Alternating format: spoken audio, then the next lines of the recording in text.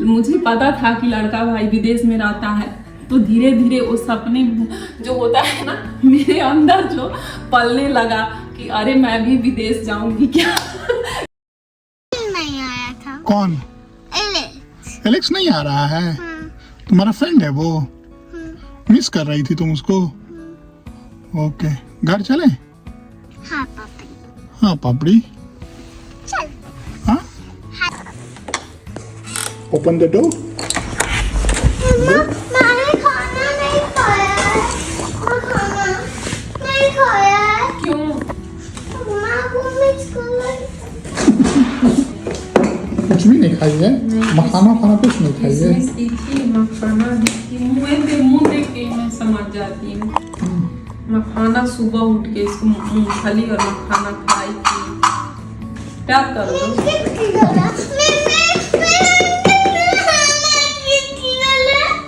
अरे और छोड़ दिए। किड्स इसके गाड़ी में मतलब बैग में रह गए। मैं ला दूंगा बेटा, खाओ ला दो। मैं जा रहा हूँ आई एम गोइंग। जाओ जाओ जाओ। जा रहे हैं।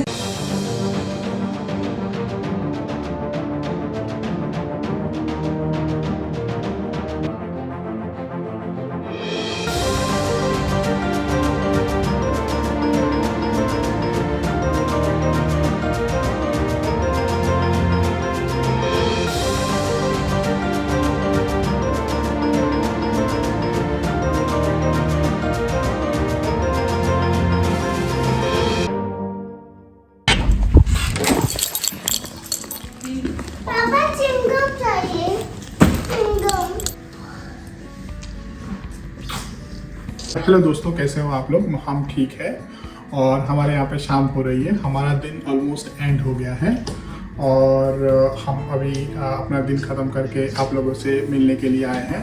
आप लोगों का बहुत बहुत बहुत बहुत शुक्रिया कि आप लोग हमारा ब्लॉग देख रहे हैं, उसको कमेंट कर रहे हैं और उसको लाइक भी कर रहे हैं, तो हमें बहुत अच्छा लग रहा है। और आप लोग आप लोग का प्यारा प्यारा कमेंट हम लोग को बहुत ही अच्छा लग रहा है और उसके लिए दिल से शुक्रिया, थैंक यू सो मच। और ऐसे ही उड़न खटोला ब्लॉग को आप लोग प्यार देते रहिए और मेरे उड़न खटोला ब्लॉग को सब्सक्राइब भी कर लीजिए ताकि हम जल्दी से 10,000 सब्सक्राइबर पूरा कर पाए।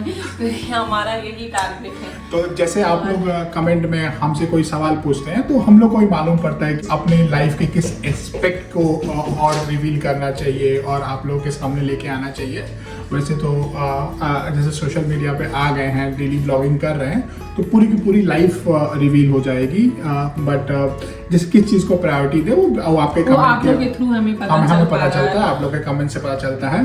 तो आप लोगों में से कई लोगों ने इनसे पूछा है कि ये कहाँ से बिलोंग करती है। तो शशि जी, आप बताना चाहेंगी हमारे दर्शकों को? इतना on the camera respect Shashi ji. तो कोई बात नहीं है, ठीक है। तो शशि जी, आप हमारे दर्शकों को बताना चाहेंगे कि आप कहाँ से बिलोंग करती है? हाँ, तो गाइस, और एक सवाल और है, उस उत्तर के अंदर आप कहाँ से बिलोंग करती है और आप यहाँ पे डबलिन कैसे पहुँच गई? डबलिन, मैं बताती हूँ, सारा कुछ आप लोगों को बताऊंगी और मैं इस क्वेश्चन का आंसर दूंगी। तो सबसे पहले फर्स्ट ऑफ ऑल मैं बता दूं कि मैं बिहार से बिलोंग करती हूँ। मेरा जो मायके है बिहार में है और इनसे शादी होने के पहले मैं बीटेक अभी मेरा कंप्लीट नहीं हुआ था, मैं बीटेक कर ही रही थी। मैं 3rd ईयर फाइनल था, 4th ईयर में चली गई थी। तब इनसे मेरा घर वालों ने रिश्ता तय कर दिया। ये उस टाइम यूएसए में थे, अमेरिका में थे। तो गाइज मैं आप लोग को बता दूं ना कि इनसे शादी होने के पहले, ठीक होने के पहले तक मेरे दिमाग में कभी भी एक ख्वाहिश नहीं था कि हम विदेश जाएंगे। हाँ, शादी अच्छा खासा होने का दिमाग में आता था कि मतलब करेंगे तो शादी अच्छे खासे लड़के से करेंगे, मतलब ऐसे नहीं कि हमें भी पसंद आना चाहिए, करेंगे तो मेरे मम्मी पापा ही करेंगे, बट ये हो कि मतलब हमें भी वो चीज़ पसंद आई, ये दिमाग में मेरे रहता था। और मेरे मम्मी पापा मेरे हामी के थ्रू ही शादी करते, ऐसा नहीं मैं जिसमें खुश रहती। तो ये सब थॉट मेरे अंदर चलता था, बट ये नहीं मैं सोचती थी ना कि मैं विदेश जाऊंगी, मैं ये जाऊंगी, क्योंकि हम नहीं इतना सोचते थे। और हाँ, ऐसा नहीं कि हमारे फैमिली में कोई विदेश नहीं जा चुका था। मैं बता दूं कि मेरा कजन ब्रदर जो है वो IT में है और वो विदेश घूम के आ चुके थे, मतलब 1 साल रहे थे, तो हमें इतना नहीं था कि हमें कुछ भी नहीं पता है विदेश के बारे में। वहाँ की तरह तरह की फोटो लोगों का सब कुछ दिखाते पाते, लेकिन हम अपने जाने का कभी नहीं थॉट मतलब सोचे थे। ये साहब उस टाइम थे अमेरिका में, और अब भाई शादी तय हो गई है तो अब मतलब विदेश तो जाना ही था। अब जब शादी तय हो गई, मुझे पता था कि लड़का भाई विदेश में रहता है, तो धीरे धीरे वो सपने जो होता है ना मेरे अंदर जो पलने लगा कि अरे मैं भी विदेश जाऊंगी क्या क्योंकि लड़का है भाई बाहर, तो ऑब्वियस सी बात है कि मैं जाऊंगी। तो जब हाँ इनसे शादी हो गई, मेरा बीटेक फाइनल ईयर कंप्लीट हो गया। जस्ट फाइनल ईयर कंप्लीट होने के 6 महीना बाद इनसे शादी हो गई। मेरा पासपोर्ट वासपोर्ट कुछ बना नहीं था, तो ये कि इनको तो जाना ही था। मेरे पासपोर्ट बनने में थोड़ा टाइम डिले हो रहा था क्योंकि और सभी डॉक्यूमेंट्स चाहिए था, और इनको लंदन में यूएसए के बाद लंदन में कंपनी ज्वाइन करना था। तो आफ्टर शादी के 10 डेज बाद ये जो है लंदन आ गए मुझे छोड़ के। ठीक है, मेरा पासपोर्ट नहीं बना था, कोई बात नहीं। तो ये ना मुझे ना मेरे पासपोर्ट में ना टाइम लग रहा था बनने में। इनके पासपोर्ट बनने में थोड़ा टाइम लग रहा था क्योंकि उस समय 2014 का जनरल इलेक्शन आ गया था।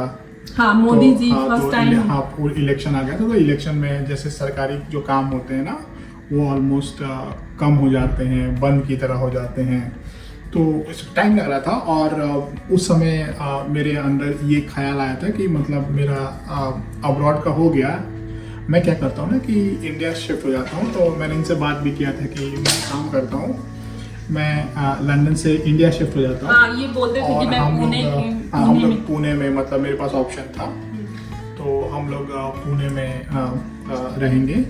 बट मैडम को मेरा वो आइडिया पसंद नहीं आया, इन्होंने बोला कि नहीं। हाँ, ये बात सही है। ये बोलते थे कि जो है क्योंकि डिले हो रहा था पासपोर्ट में, तो ये बोले कि मतलब जो है ऐसा करते हैं कि पुणे में जो है कंपनी ज्वाइन कर लेते हैं।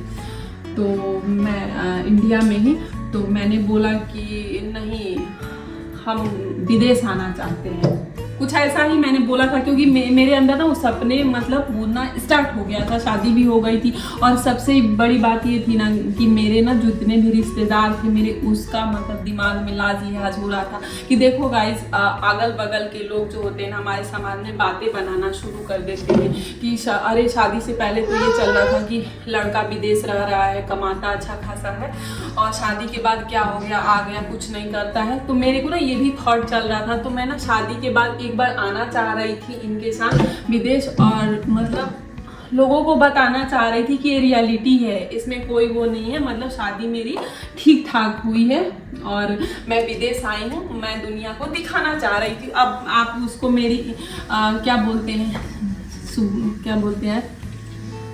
बुद्धि नहीं थी उस टाइम इतना कि लोगों के बारे में क्या सोचना है, हम क्या सोचते हैं, उस पर ज़्यादा फोकस करना चाहिए। तो उस टाइम इमैच्योरिटी रहती है, मतलब कॉलेज से जस्ट पास आउट होने के बाद उतना बुद्धि नहीं रहती जो कि आज के डेट में बुद्धि और सच्चाइयों से हमको क्या अवगत है सच्चाइयों से। शुद्ध हिंदी भी बोलने का कोशिश कर रहे हैं। तो बेसिकली ये अपने पड़ोसियों को और अपने रिश्तेदारों को और अपने दोस्तों को दिखाने के लिए ये आउट ऑफ इंडिया मूव हुई है इनका। और मैं 2014 के एंड में इनके साथ लंदन आई। तो गाइस ये कहानी थी इनकी। ये बिहार से बिलोंग करती हैं और ये अपने दोस्तों और पड़ोसियों को दिखाने के लिए आउट ऑफ इंडिया मूव हुई हैं। और इनको भी रखा। अब एक बार इनके पड़ोसियों और इनके रिश्तेदारों और इनके दोस्तों ने देख लिया तो अब ये मतलब अब मैं वापस जा रही हूं। अब मैं जो है अब मैच्योरिटी हो गई है, और होता है ना कि रह लिया एक बार और बहुत ज्यादा ही रह लिया, और ना यहाँ की लाइफ से ना अब पक गए हैं। अब यही समझ में आ रहा है कि जितना सुख सुविधा और हैप्पीनेस हमारे अपने देश में है वो यहाँ पे नहीं है। अब जितनी अपॉर्चुनिटी इंडिया में है आज के डेट में, जो इंफ्रास्ट्रक्चर बिल्ड हुआ है वो इक्विवेलेंट टू यहाँ पर है। इंडिया में भी ऐसी रोड्स है, इंडिया में भी ऐसा इंफ्रास्ट्रक्चर है, इंडिया में भी ऐसी अपॉर्चुनिटीज़ है। सो अब पहले मैटर करता था, अब ज़्यादा मैटर नहीं करता है। अब आप मतलब इंडिया में भी अपना करियर बना सकते हैं। चलिए गाइस, वीडियो को ज़्यादा लंबा नहीं करते हैं। एक चीज़ और मुझे बताना है, एक चीज़ और बताना है कि अब जो है मैं विदेश की लाइफ अच्छे से जी ली हूँ और जान गई हूँ, डिफरेंस समझ में आ गया है कि विदेशी लाइफ और देसी लाइफ में क्या डिफरेंस है। हाँ, जो नहीं आया है कभी उनमें मैं ललक देखती हूँ आने का विदेश, लेकिन हम बहुत ज़्यादा समय यहाँ रह लिए हैं। तो अब इस विदेश से मैं हाथ जोड़ती हूँ कि अब मैं अपने परिवार को अब यहाँ से लेके जा रही हूँ और मैं टाटा बाटा करना चाहती हूँ डबलिन को, आयरलैंड को। फ्यूचर में क्या होने वाला है आप लोग मेरे ब्लॉग को देखेंगे तो आप लोग को पता चलेगा आगे। और प्लीज़ कंटिन्यू हमारे ब्लॉग को देखते रहिएगा, आप लोगों को समझ में आएगा तभी कि क्या हम फ्यूचर में भी यहाँ आएंगे या नहीं आएंगे या कैसी हमारी लाइफ रहती है। तो चलिए वीडियो को यहीं पे मैं विराम देती हूँ। Bye bye everyone.